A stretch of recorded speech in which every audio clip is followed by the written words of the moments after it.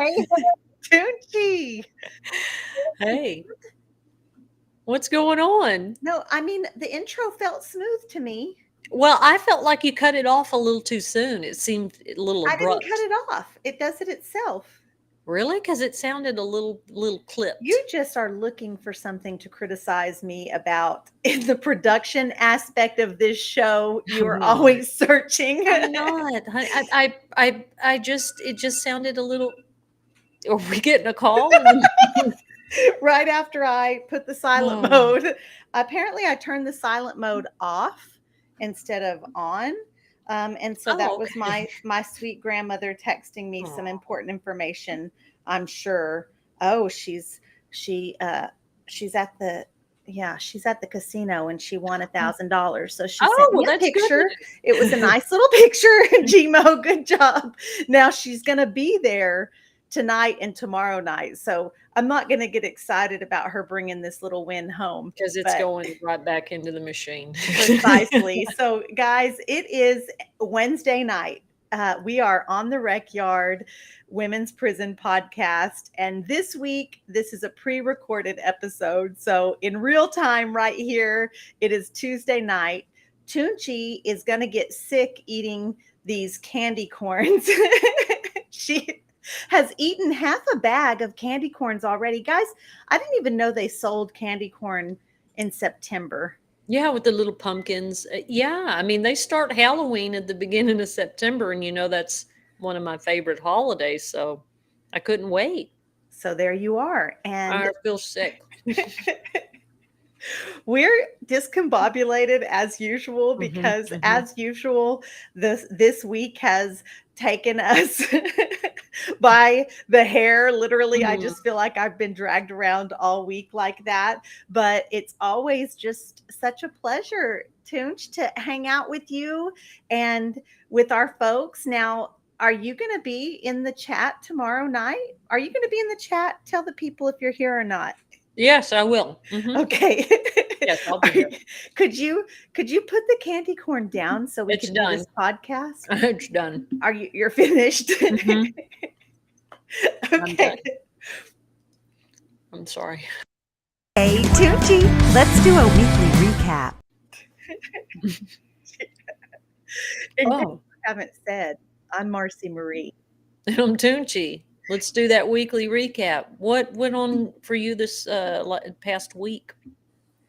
Didn't we have some things? God, here we go again. But you Here had we a go panel again. discussion. I Let's did. talk about that. Yeah, I had a panel discussion with Texas Apple Seeds, Dr. Carrion. She does phenomenal work there. And just the importance of making sure that system impact people are a part of the process, part of advocacy, a part of research.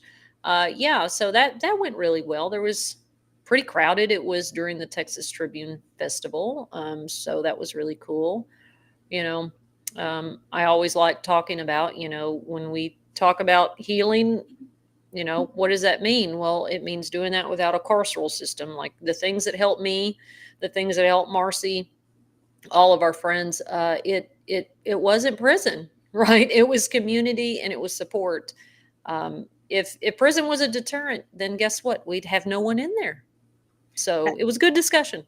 Awesome. And that's exactly right. And you made me immediately think about that podcast interview. I listened to Rosie's podcast, which is Onward with Rosie O'Donnell. You can hear it anywhere. I think it's sponsored by iHeart Radio, but you can hear it wherever you hear your podcast. Y'all, she interviewed Lyle Menendez and he was on the jail phone. You hear this call will be monitored and recorded. Like you hear all of that it's him. The call length on his phone was 15 minutes, so he has to hang up and call back. But the point of that is it was an incredible interview.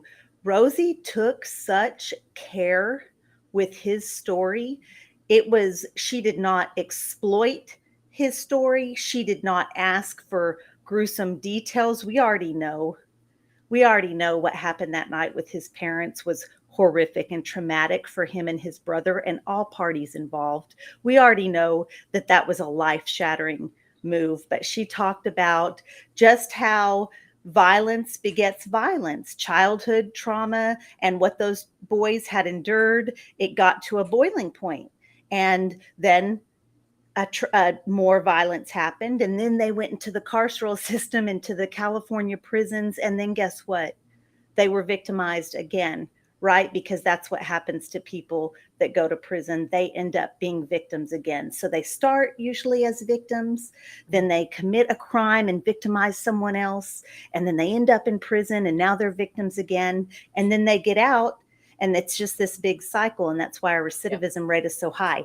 But I'll tell you, around the 36th minute, they stopped talking about all of the kind of the details of what led them and how their family reacted and all of that. And he started talking about some of the things that he's been doing since he's in prison. And they've been locked up for 34 years. And so I won't talk about everything, but there is a possibility for an appeal, and it's a pretty good one right now because of new evidence. So they filed their habeas and all of that. And anyways, around the 36th minute, he starts talking about this beautification program that he basically started in the prison that he's in. And they are taking like prisons in Norway and Sweden, and they're using them as a model, because what we know about those prisons, and particularly Norway, is that the recidivism, they changed their prisons from a carceral setting to a more healing, even just in appearance. And their recidivism rates dropped from 70 in the 70s to 20.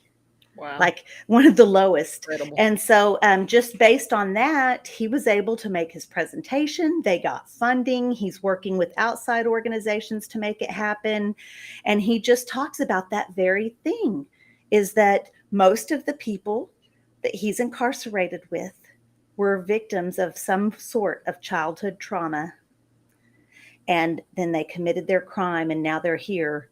And this is not the environment that you can heal from that trauma. Right. So yeah, it was incredible. Please listen to it. If you only listen to one of her episodes, y'all, this is the one, because it's just such an important, the way she handled the story and was able to get the details without making him feel used and abused, like often those true crime kind of shows do.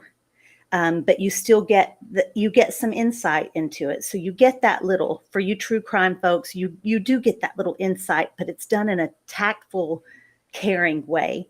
Mm-hmm. And then the way he talks about what he's doing and what his plans are to do if he actually gets to come home. Yeah, I could go on about that. I listened to it twice today. I was in the car a lot, but I re-listened to it because it was that good. And I thought, I know I've missed something. So I want to make sure that I get everything. It was a good one.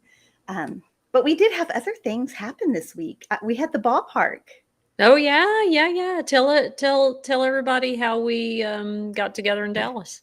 Yeah, we had we had a Linus kind of a community team building event. We had a dinner and we got to visit. I think there were 9 of us.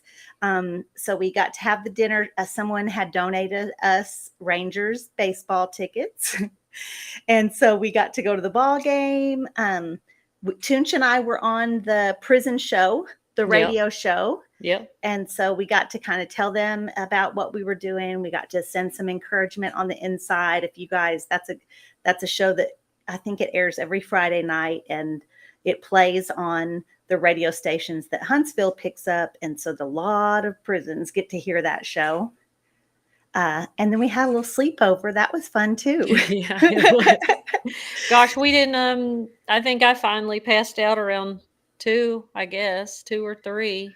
Yeah. I remember just slow blinking, looking at you and Ariana, and then I was gone. Yeah, we were just talking away. We were really talking, but Ariana had a couple of Red Bulls, so she was really awake. Yeah, so it was fun. And then we had breakfast, and Yeah, it was a good time. It was just a good community and visiting. And I think that Dallas team is coming in hot Yeah, for membership. for Man, sure. Dallas is ready to make some moves. So yeah, and that's another thing. If you are anywhere in Texas, Linus is not just in Austin, it's statewide, and we have regional directors statewide, and we'll connect you with a group in your area. You get a hold of us if you want to do something. Advocacy comes on all levels, right? It's not just gung-ho. Like, I think you guys sometimes might look at Toonche and I and be like, oh man, that's too much. I can't do Right. that. I'm not telling my story out there. I'm not getting in front of the people. And that's Mhm. fine, because you can get a lot done uh, in an email. Right. Right. And we need all of it, right? Numbers matter. Numbers are important. So anything else? Am I Well, forgetting? this weekend we will be in Huntsville, Texas. We will be at it was a conference. Let me get the exact title here. The Texas Correctional Education Conference, hosted by Lee College. So me and Marcy will both be there. I'll be talking on Friday. There'll be a lot of good presentations. We're talking about higher education in prison, and as women, we know that that is way behind the men's opportunities. So Marcy will be doing some training on that Saturday. Tell them what you'll be talking about. Well, I'm going to be talking about social advocacy through storytelling, just kind of how to use your personal experiences to change the narrative. I think that's one thing I didn't realize when I got home, is how many people just didn't know it was like that in prison. And I would make some cute little TikTok about washing my bra in the shower or something, and they'd be like, "What? You had to hide your wet bra?" And it was so funny. Like, those first few months that I got home, and I was still like deprogramming, because prison does change your mental state. We're going to be talking about that. So I was still like deprogramming and adjusting back to the rules out here. And it didn't, you get kind of complacent with that harmful environment, and you get to a point years in where you're not just actively and consciously aware of the ways that you're being harmed, Hmm. and even the small ways, right? And then you get home, and people's reaction, they say it all. And so just how telling your story, even to small groups, not necessarily, you don't have to get on TikTok if you don't want to, Right. right? But even just in your family. And so we're just going to be talking about that, and that'll be fun. Cool. Yeah. Yeah. And then I may miss it because I want to get back to Williamson County for a friend of ours. She's running for House District. I think it's 52. I hope Angel doesn't get me for not having the It's number right, but 52. good. Yeah. It is 52. And she's, Angel is a Linus member also. So that's definitely, we need to support her. And you can miss mine, because, I'm going to be missing yours. I'm going to Virginia tomorrow. That's fine. Yeah. So I have a board meeting with the Second Chancer Foundation, and we have a little presentation tomorrow night. I'm going to be with Jesse Crossan, aka Second Chancer, on TikTok. So he's one of my good friends, and an incredible advocate for second chance employment, housing, education, all the good stuff. So Dear God, that was a lot. We've got a lot going on.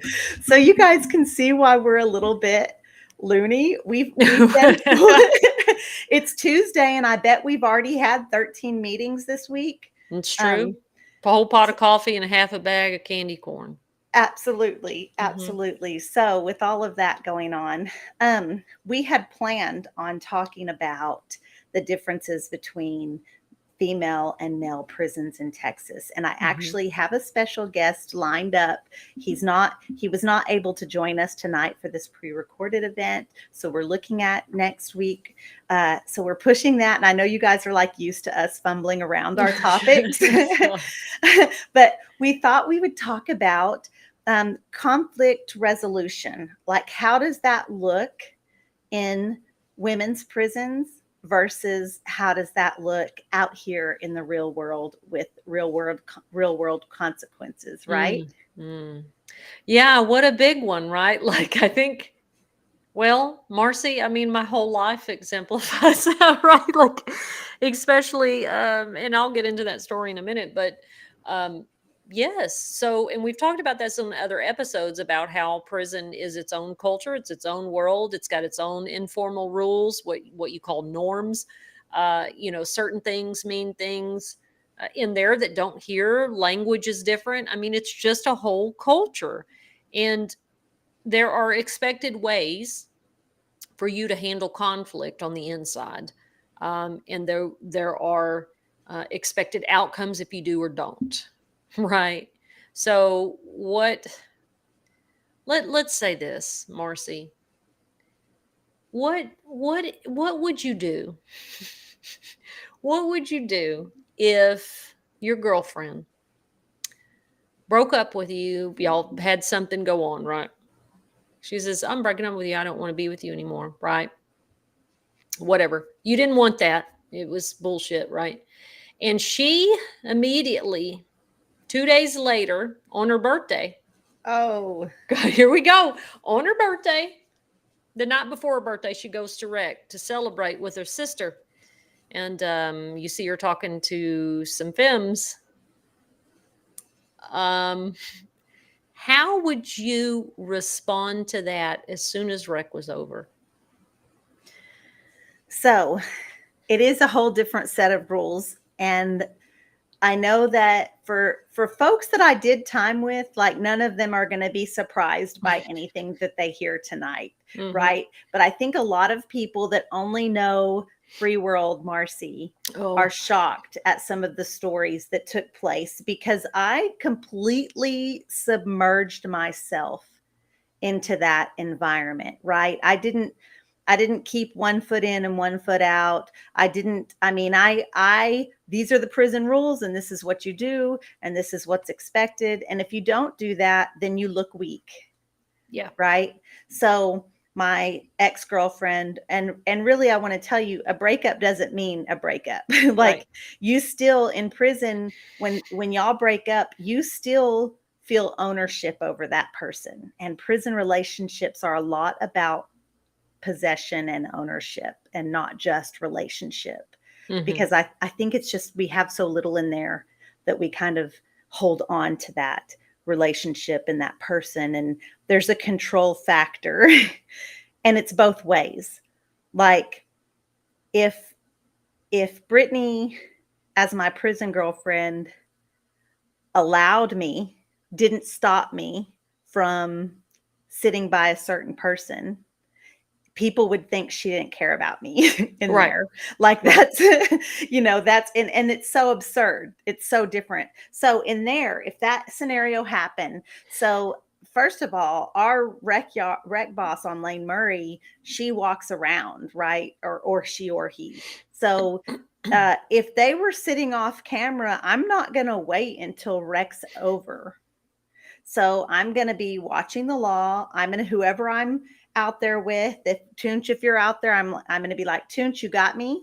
And if they're sitting down in the corner somewhere off camera and it's safely off camera and the officer's not watching, I'm going to walk by and I'm either going to grab one of them by the hair and jerk their head back and keep walking like nothing happened, or if they're like leaning back on their hands or something, chilling, I'm going to like crush their fingers with my hands. If I have a water bottle with me, I'm going to dash them with the water as I walk by.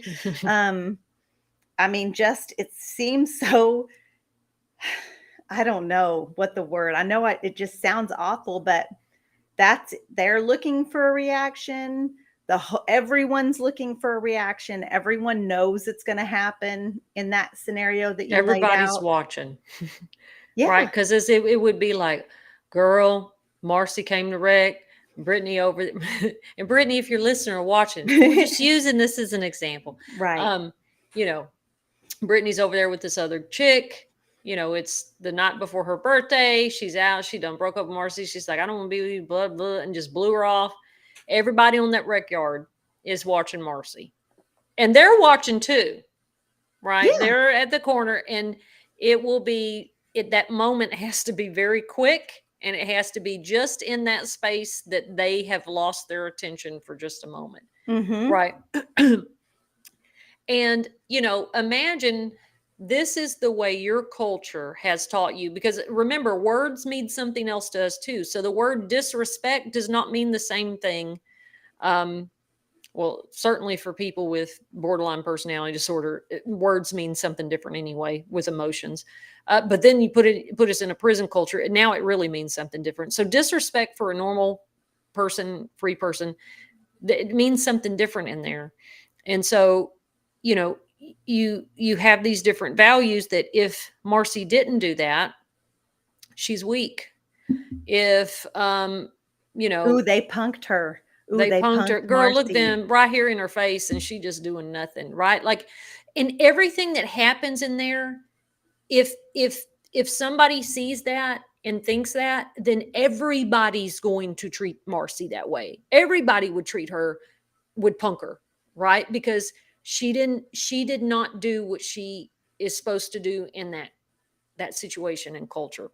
So I ask you that specific incident to see what you're going to say. So when I got out of prison the first time, remember, y'all, I grew up there. 15 to age 25. So imagine these scenarios that Marcy's saying.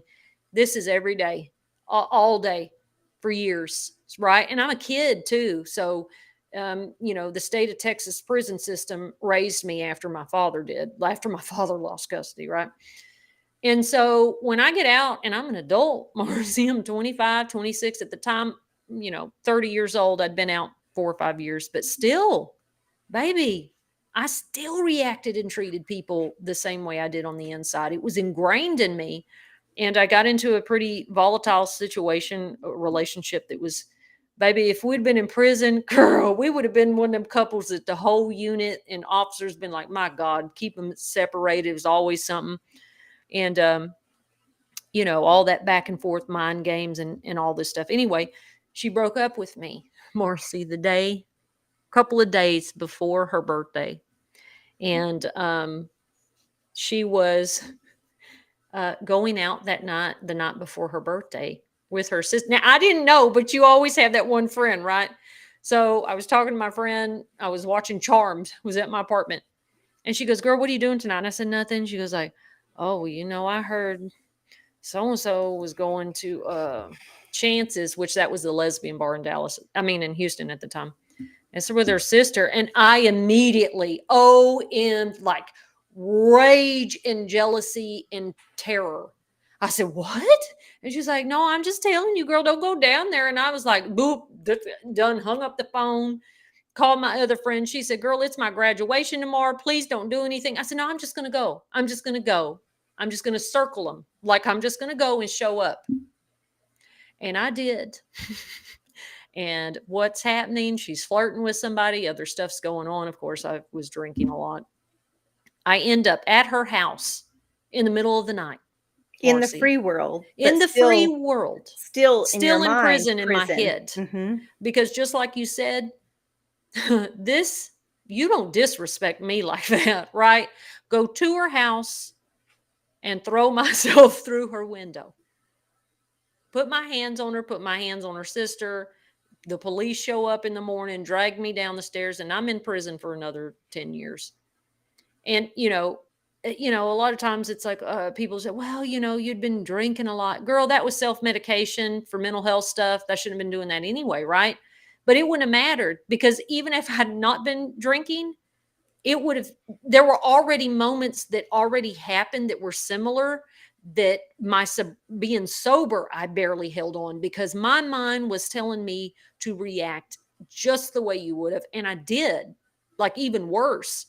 And that was hard for me when I got out the first time, because anytime conflict or problems happened, and not just romantic relationship, the instant desire or instinct to protect myself or protect whatever I felt like I needed to in my head. Um, it was difficult. It was difficult the second time I got out of prison. Praise God, I'm further along in my therapy, because there's been some moments. Whoa, It is whoa, difficult. I can imagine like you being even more almost, I mean, it's not brainwashed, but I mean, if you live in uh, Germany where they do things differently for your whole childhood, you're going to come to the United States and still do some of those things. It's habitual. It's ingrained in you. You grew up with that. And even as me, I spent my 30s incarcerated. I mean, I came home as a 40 year old woman, 41-year-old woman, and even then even had been raised in a very nonviolent household, been raised with conflict resolution training. hmm, My parents set me down. They didn't encourage violence. They weren't one of those kids that if somebody hits you, you knock them out. They just weren't. They're hippies.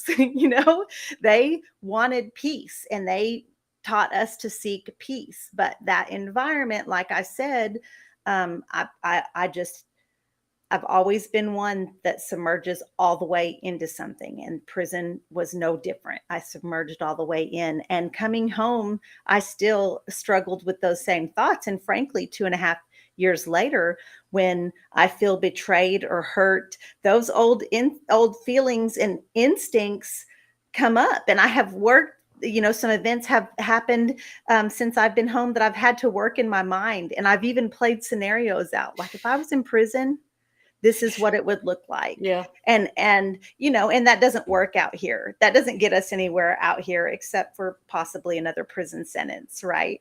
Yeah, for sure, right? Like, and I think it's not just physical violence, right? Because we talk about the differences between men and women, and for the most part, yes, we had reactions as big as that were violent, that was expected. But for the day to day, Marcy, when things happened, that people did stuff that were not cool or hurtful, like psychologically damaging or harmful. Um, the ways we responded to that, I feel like, are extremely unique. Like, we talked about prison slang last time, and one of those slang words is crossing somebody out, right?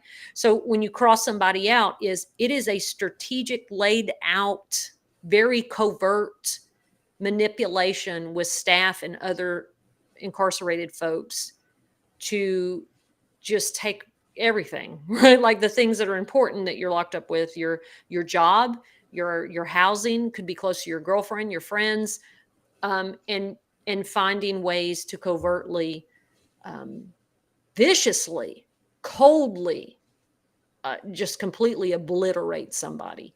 And I don't know if men do that. That'll be something interesting that we can ask next week. Is that, to me, was harder. I can keep myself from throwing myself through a window.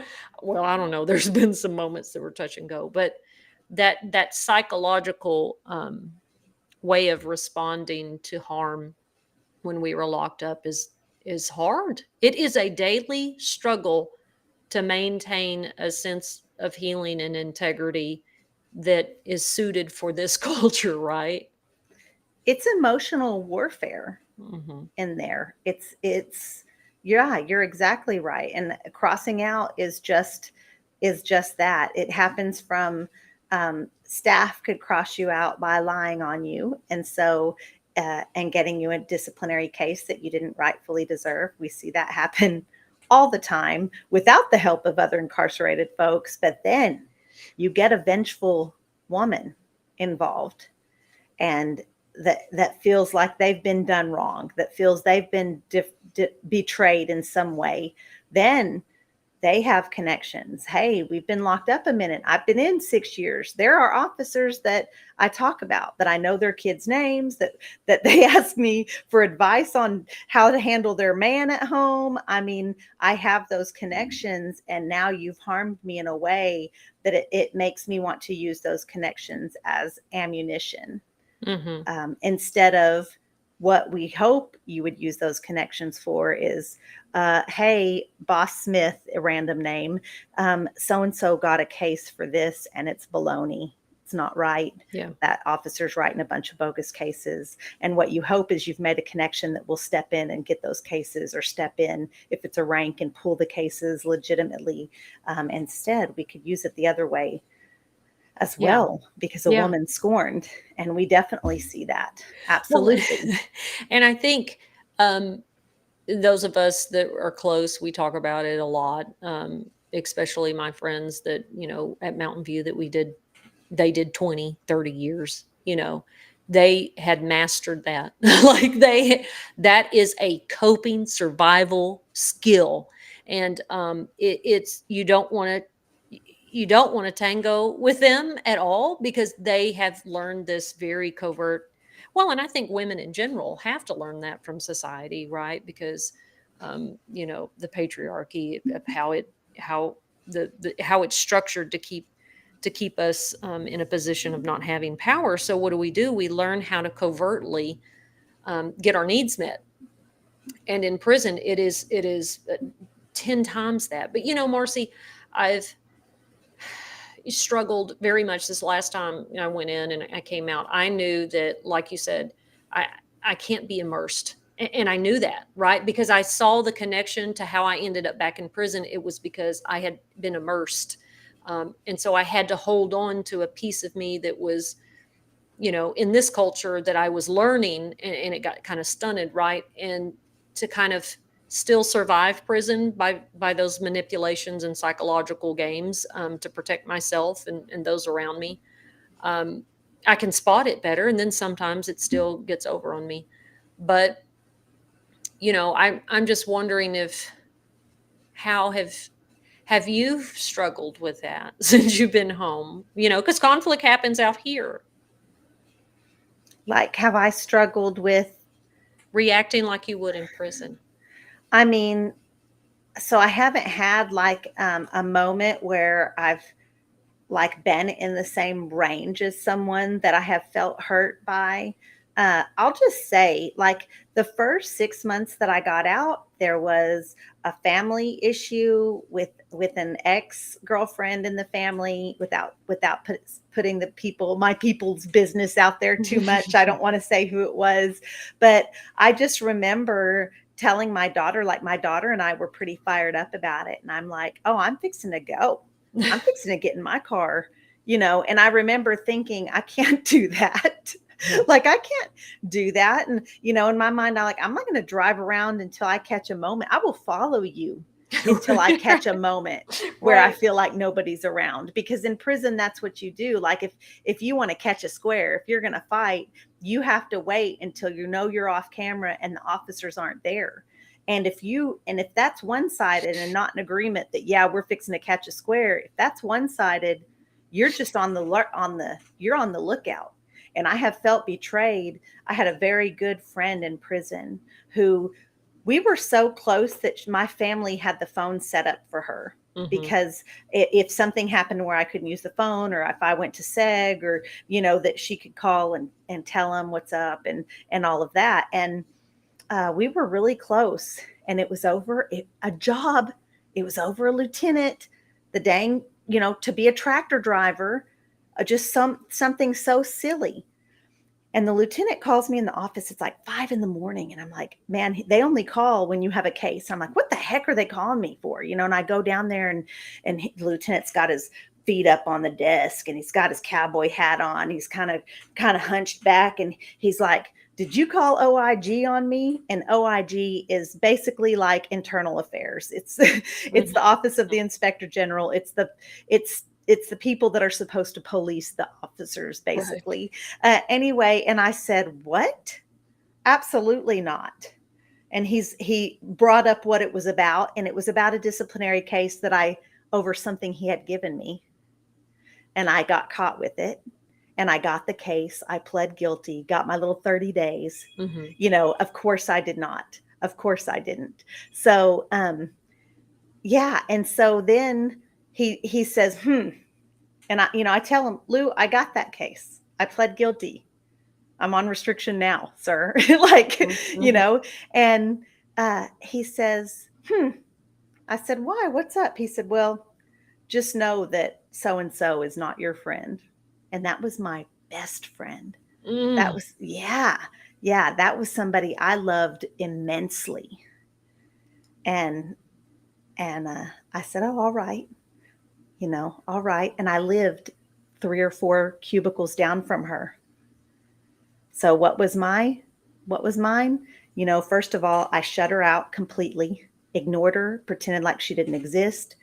She cried to me, not understand. She didn't know that I knew, and then I watch for my opportunity to get her, because I know that she has disrespected me and betrayed me in a way where the rules here mean violence is the response for that. It's not only accepted, it's expected.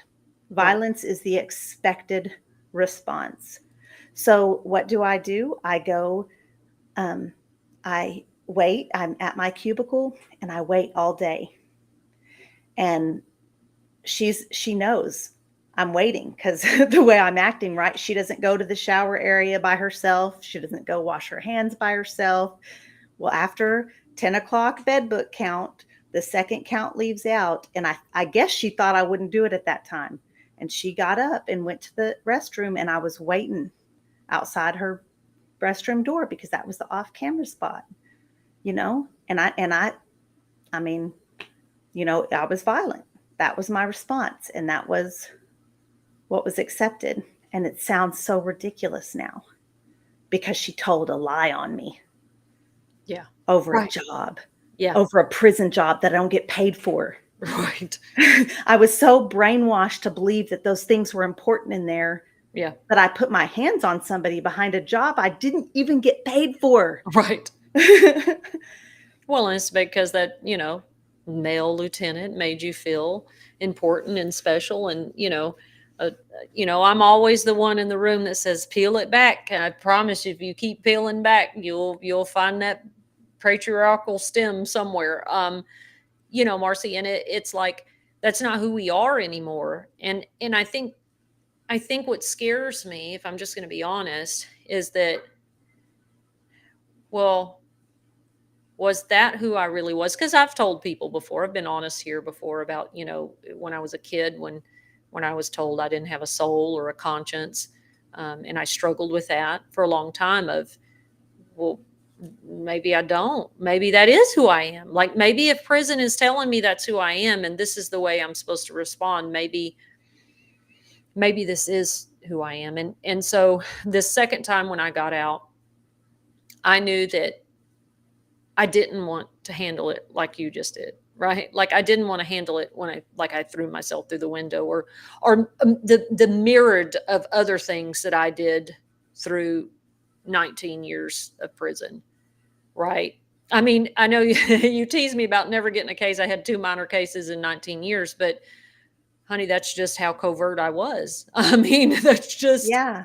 You knew how to navigate that. You knew how to navigate that without getting in trouble. And that's a whole nother thing, right? As many physical altercations as I was in prison, I don't have one case for one.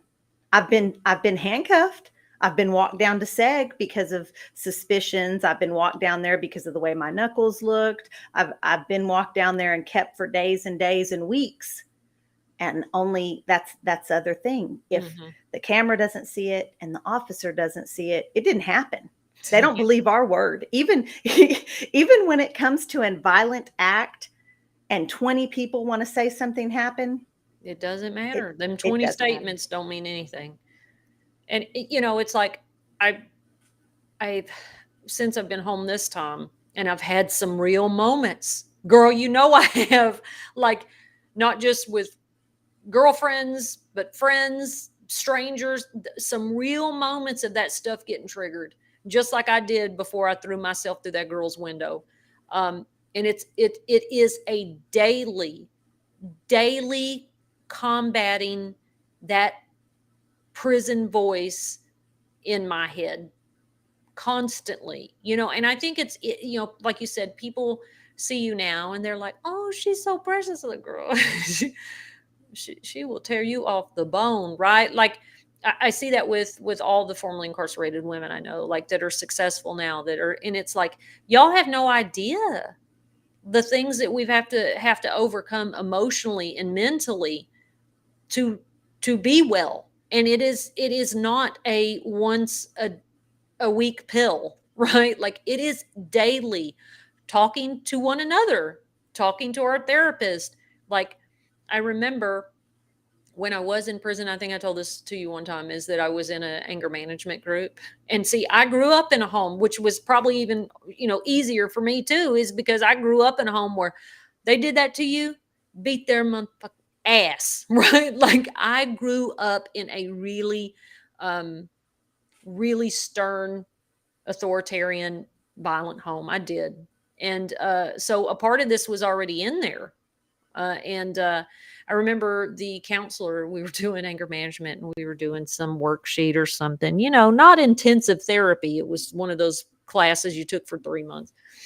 And I said, this is not doing me any good, this journal. This is dumb. And she was like, well, it's to learn coping skills. I said, no. Tell me why it's wrong that if somebody does something to me, I don't respond and bust their teeth out, right? Tell me why that's wrong. And I meant it.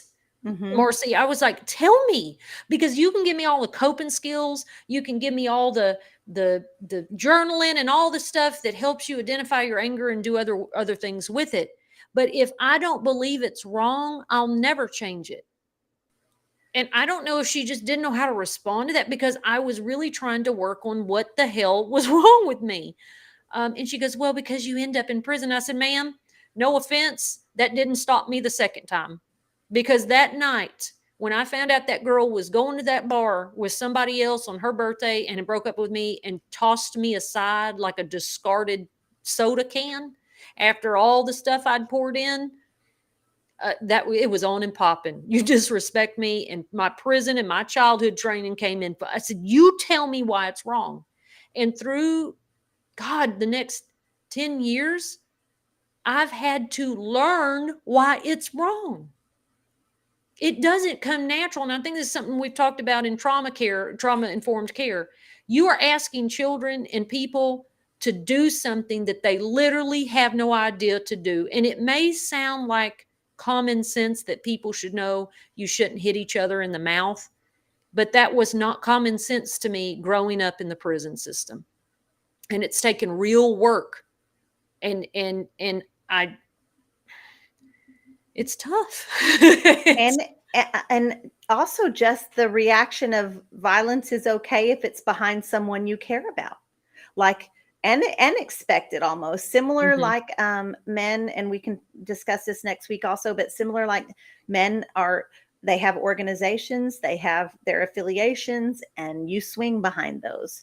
Well, women have that in a sense too. Our play families, our close friends. Oh, if you did this to her, I'm getting you. And you don't get caught slipping around me, because if you're not paying attention when the law's not around, I'm coming. And I won't forget. Right. I won't forget for years and wait for that moment. Yeah, most definitely. So how does that look for us now, right? Because I want to finish on, I mean, it's because it's there. And that little scenarios that Toonche and I talked about, that wasn't one time. It wasn't this, so one time in prison, this happened. No, it was lots of times in our prison life, in our prison mental life, these kind of things happen. And Marci, let me just use this as an example to get people to really understand what you're talking about, is that, again, talking about the covert ways that women respond to conflict inside prison, the violence will pop, the physical violence will pop, but like Marci said, that kind of psychological crossing each other out and all this stuff, you know, waiting for years to do it, right? I had a friend that when she got out, she had to be checked into, and she never had mental health problems while we were inside. Like, she was there actually for something that she didn't do. But she had to check herself into a hospital, and she was diagnosed with, you know, the PTSD that now is related to prison, but also with paranoia, ideation stuff, because she was so paranoid all the time that people were out to get her. Like, we could just be somewhere and she's like, mm-mm. Like, why did that lady say that like that? Like she's going to do something to us. Like, we live, even now, some of our closest friends will tell me, girl, I just don't know, because I feel like something's going to happen. People are going to get us. I'm like, honey, people don't do that out here. Right. You That know is what I not the mean? way free world folks operate.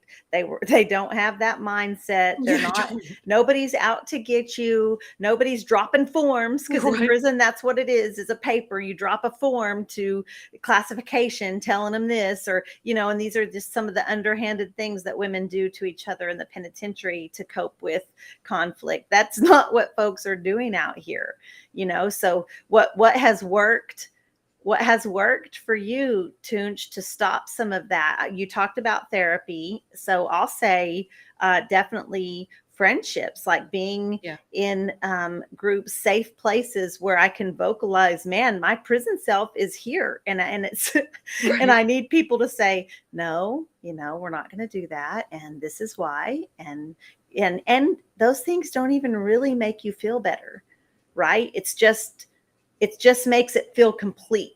Like, okay, well, now I've done something. right, But the act, a violent act, doesn't make you feel better, you right, know. So right. No, you're right. Like, you know, I think we've talked about before, you know, feelings of like, okay, well, I don't want to feel this, right? Like, I want to change how I feel. Um, but doing those things that we just talked about are not going to change that, right? And it's like, what do you deal with if someone on the inside has done something, lied on you, betrayed you, crossed you out? You know, I remember. Let me tell you, when I was at Terrace, and I told you and Lori the story, but when I was at Terrace, somebody was on a campaign to cross me out. I got switched out with one of the clerks because she was messing around with this girl in cell block, and she was kind of being a trick, right? The girl was taking her money. So they moved her off the unit and switched me.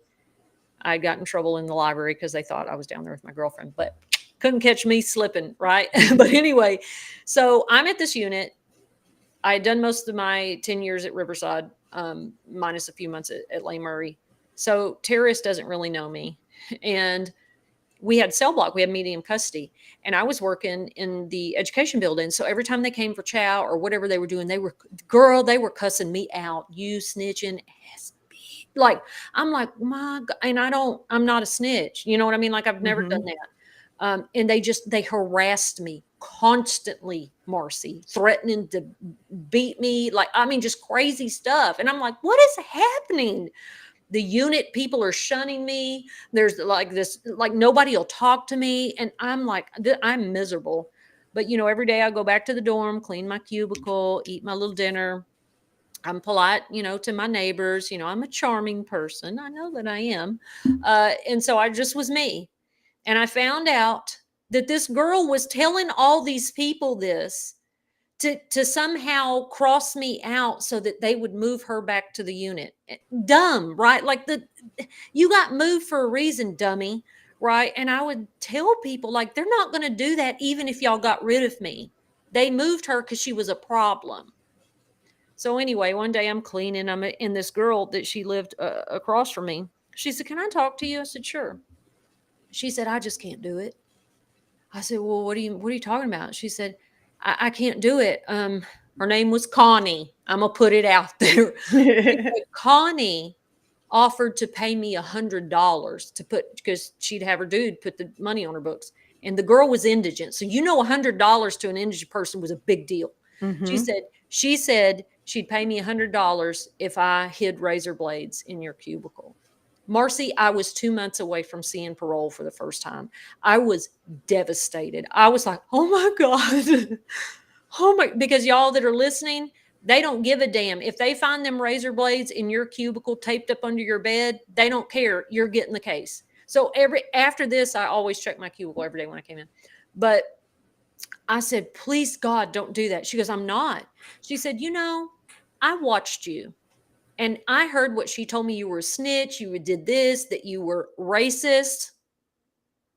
She said, I watched you. You came in every day. You always call me ma'am. Yes, ma'am, because I always do that.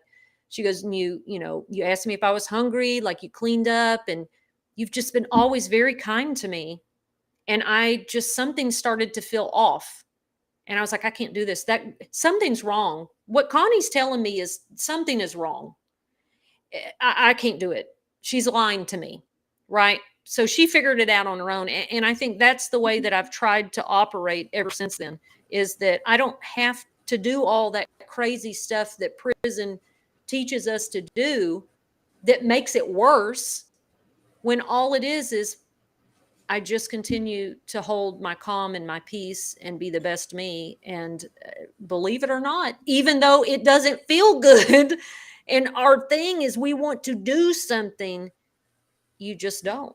And that's how I have been able to survive differently out here.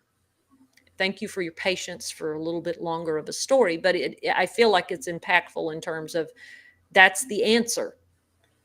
That's That is, I think you're right. That is, that we don't always have to react when someone else, especially when it's a verbal something, especially when your own character and your own actions, and your own, your own interactions with people, they speak volumes more than you trying to explain why someone else is salty enough to be pulling your name through the gutter, or whatever those expressions are that are just talking down about you. And on social media, I get folks, especially, it was really hardcore for a while there when I was on some of the officer Facebook groups, when some salty ex officers or current officers I don't know had posted my picture and my stuff, and then all of a sudden I got all these nameless, faceless accounts attacking me. But on social media, it's really easy because you can just block them, and then that's the end of that, right? But when it's someone that walks around in and navigates the same spaces and areas you do, where you're having to see the people, it's not like in prison that you can cross them out and get them moved. You know what I mean? Get them moved to another city or another right. state. It doesn't work like that. So I think the best thing to do, I think with that kind of, when you feel that hurt and betrayal, is to walk with your head high and still experience the joy that you have with the people that do love you and do care about you. And actions speak louder than words, right? Positive actions speak volumes more than talking down about people, or trying to defend yourself against lies. Well, yeah, and I remember when I was at Mountain View, and I still had to navigate things within that culture, right? But I just remember so many times Marcy telling people, I tell Serena now when she calls me, I'm like, girl, stop. People can say whatever they want to. No, she's not going to say that about me. So I told her, and I went to her and I said, why would you do that? I've told you 1,000 times to stop doing that. I said, that woman can say whatever she wants to. What are you going to do? You're going to slap her in the mouth in the boiler room. Y'all both going to go to SEG. And then guess what? She's still going to say it.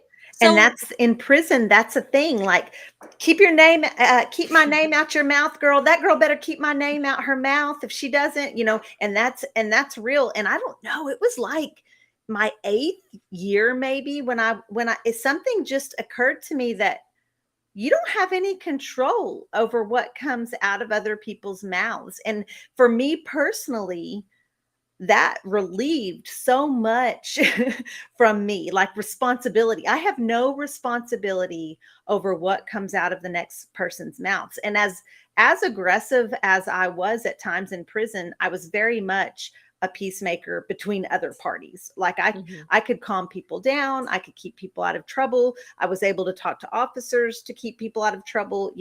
Our colleague at Linus, Peaches, she's the same way. She was very much, but she also was aggressive at times, But anyways, that conflict resolution about, I remember telling people, so what if they said that? You can't control what somebody else says. What somebody else says is not your responsibility. Right. Like you have nothing to do with it. And I remember what kind of peace that brought me in there. And I need to remember that again now. Like I have no control when somebody gets on social media and says something, or when someone acts like maybe I don't belong in a certain space for whatever reason. I need to remember that has nothing to do with me. What they say honestly has nothing to do with me. So right. I mean, and Marci, this is a big transition for us to yes. be able to say, I'm not going to bring my prison self right now. I'm going to ask her to just sit back down on the bench and, just keep moving forward in, the joy and the companionship and the great things, right? Like I don't have to respond like the way the system raised me to respond to conflict. I don't have to. Toonche, look at you. Pat yourself on the back, too. Well, I mean, I'm saying that now, today. Yeah. Like we learned in AA, for today. For I today. choose today. Yes. And honestly, I just have to live my life that way day by day because I don't know. My dad says life is what happens in the small moments in between disasters, Right. and I feel like that's so true. Like there's just always something, I have a lot of family and kids and friends and then our work that we do, there's always something going on. But we still have a lot of joy in between all of that. And there's a whole lot of love, Toonche. I think that we're both so blessed that we honestly do have a lot of love. And a lot of that comes from our organization. Being around formerly incarcerated women, we have a bond that, I mean, even if I didn't know you and you did some time, we're there. There's a sisterhood there. And it doesn't, there's no other criteria. The only criteria is that you experience some of that trauma of being a woman incarcerated. And then especially in Texas, but anywhere, there's that bond. And I've just been so fortunate to find those spaces. Yeah. So. Now, see, we ended on a happier note. We did. Other than I caught that hoe in the corner. Or in the shower. In the shower, and I beat her ass. What was I doing jumping in the girl's shower? She was lathering up with soap, and I pop in there. Golly, duck walk to the shower. No, we're not about that life anymore. We're about healing and restoration and being that person for each other, right? And for the women in our circle and the men too, because I have some good men. So shout out to my brother and my dad, especially. There's certainly some good men in my life also, but yeah. Well, this was a good discussion, right? It was, Toonche. Any final thoughts? Hear how you better leave me and Marci. No, this was great. Well, what we're going to talk. So next we got 2 minutes because we have to close. Yes. Absolutely, for certain. That's what we're talking about, the differences between men's prisons and women's prisons, which is massive, and I can't wait. So we have 2 potential guests. The first, our first is Michael Galloway, who is incredible, did his time in Texas, and I can't wait for you guys to talk to him. He's a Swiftie. He is a Swiftie. You're right. He loves Taylor Swift also. And then I'm also been talking to someone else, Houston Smooth. I interviewed him on my YouTube, but he might be available. So there might be 4 of us, or he might hop on separate. We'll just see how it goes. You know us, we never know. We're just going to do it at the moment. So, guys, you are listening to On the Rec Yard Women's Prison podcast. We are live every Wednesday night at 7 p.m. You can listen to us anywhere you hear your favorite podcasts. If you're listening to us, please put a review in Spotify, Apple Music. If you are watching us live, please comment, like, and share this video. All the good things. We appreciate you all so very much. Thank y'all for hanging out with us on the Rec Yard Women's Prison Podcast with Marci Marie and Toonche. Make sure and subscribe to our channels so you'll never miss a rec night.